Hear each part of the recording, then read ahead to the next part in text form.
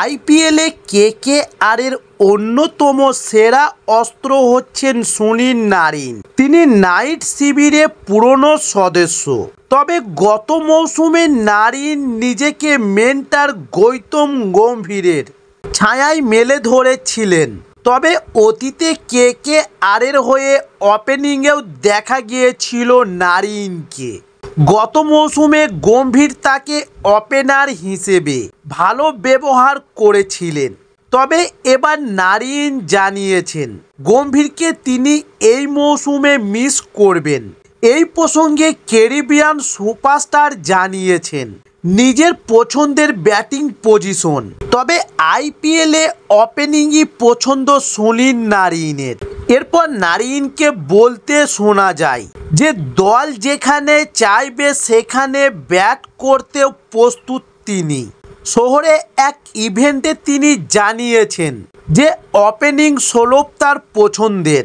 তবে দলের যেখানে তাকে প্রয়োজন সেখানে নামতে তার কোনো সমস্যা নেই। তবে ব্যাটিংয়েই তিনি বেশি উপভোগ করেন। তবে গত মৌসুমে গম্ভীরকে মেন্টর হিসাবে দলে পেয়েছিল কেকেআর।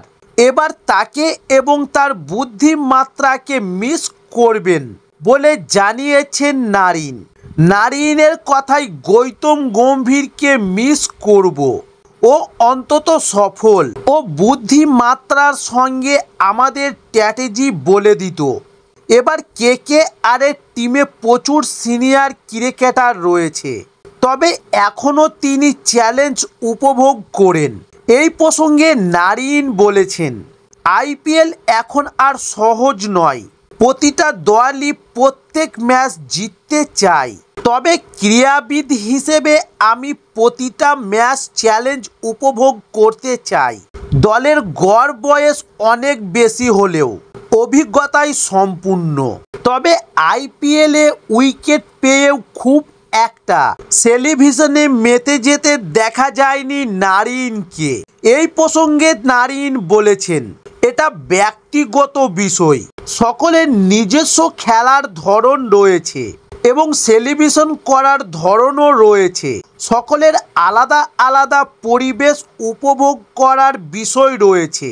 উইকেট পেলে আমিও উপভোগ করি। তবে সেই সঙ্গে পরের বলটা কেমন করব সেদিকেও ফোকাস করি।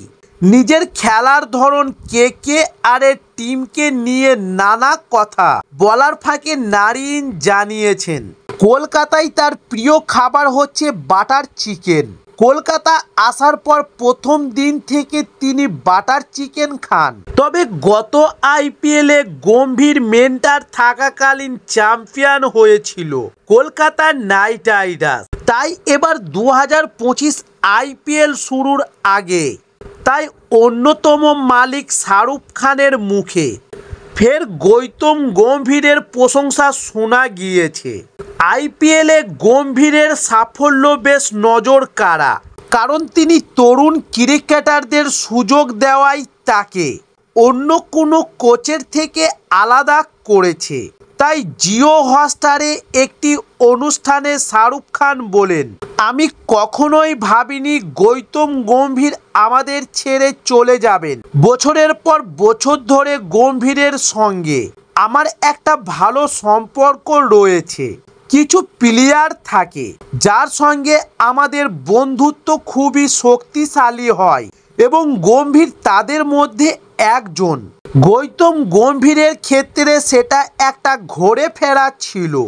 তবে শুধু শাহরুখ খান নয়, রবিন উত্থপাও এ ব্যাপারে কেকেআরের কর্ণধারকেই সমর্থন করেছেন যে 2017 সালে গৌতম গম্ভীর কেকেআর ছেড়ে ফিরে যান দিল্লি ফ্র্যাঞ্চাইজিতে।